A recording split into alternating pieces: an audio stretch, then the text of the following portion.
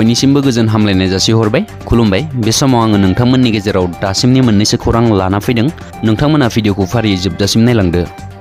हादरनि हादरगिरि द्रौपदी मुर्मुआ फैगौ 6 आरो 7 एप्रिलाव साननैनि हाबाफारि लानानै आसामाव दावबायफैगोन। काजिरङा नेशनेल पार्कनि डाइरेक्टर जतीन्द्र शर्माया फोरमायनानै होनाय बायदिब्ला 6 आरो 7 एप्रिलाव काजिरङा माहारियारि हाग्रामायाव इलिफेन्ट फेस्टिभेलखौ खुंफुंनाय जागोन आरो बे हाबाफारियाव हादरगिरि द्रौपदी मुर्मुआ बाहागो लागोन होननानै डाइरेक्टरा फोरमायथिनानै होयो। चीन हादरनि राजथावनि बेइजिंआव एम्फौनि अखा हादों। थारैनो जोबोर सोमोनांथाव बाथ्रा। गोबां समाजारि बिजोङाव भाइरेल जानाय भिडिअखौ नुनो मोन्दों, नाथाय एम्फौनि अखा हानायनि जाहोनखौ दासिमबो रोखा खालामनो हायाखै।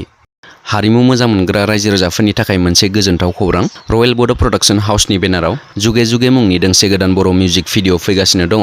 बे बर' मिउजिक भिडिअ एलबामाव गाहायै फाव खालामदों फावखुंग्रि हिसाबै रेदि ब्रह्म, फावखुंगुर हिसाबै बिग्राय ब्रह्म, मेथाइखौ खनदों बि बर' आरो नितामनि बर' बिथांमोनहा आरो बिथोनखौ होदों माइकेल मसाहारि बिथाङा। रयेल बड' प्रडाक्शन हाउसनि बिगुमा बिकास मसाहारि बिथाङा खौरां बिजोंनि गेजेरजों रायजो राजाखौ अनसायनो आरो मदद होनो खावलायहरदों।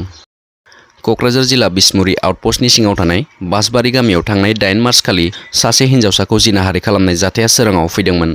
बे जाथायाव निरन मसाहारिखौ जिनाहारि खालामनायनि दायाव पुलिसा हमनाय जादों। नाथाय 14 बोसोर बैसोनि उन्दै हिन्जावसाखौ जिनाहारि खालामग्रा निरन मसाहारिया बिसमुरि आउटपस्टनि सिङाव थानाय बासबारि गामिनि नङा होननानै दिनै रायजो राजाफोरा रोखा बुंफोरथि होदों। खुलुमबाय, नोंथांमोनखौ आङो फिन बरायफिनबाय। नोंथांमोना नायलां, अब्लानो नोंथांमोना बुजिनो हागोन। दिनै सानजौफुनि 12 रिंगासो समाव अरुणाचल प्रदेशआव 3.7 मेगनिट्युड गोख्रैथियाव बांग्रिं मावदोंमोन। बे बांग्रिं मावनायनि गुबै थावनिखौ दिबां भेलि होननानै मिथिनो मोन्दों।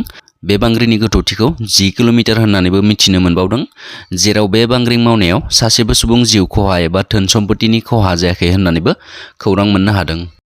खुलुमबाय, नोंथांमोनखौ आङो फिन बरायबाय। नोंथांमोना नायलां, अब्लानो नोंथांमोना बुजिनो हागोन।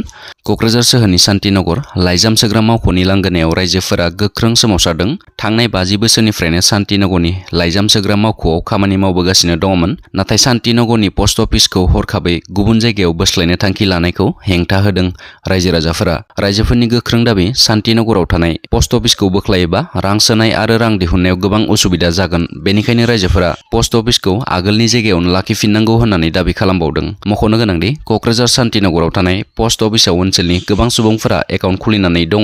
बेबायदि समावनो शान्तिनगरनि पस्ट अफिसखौ गुबुनाव बोस्लायनो थांखि लानायखौ गनायनानै लायाखै रायजो राजाफोरा।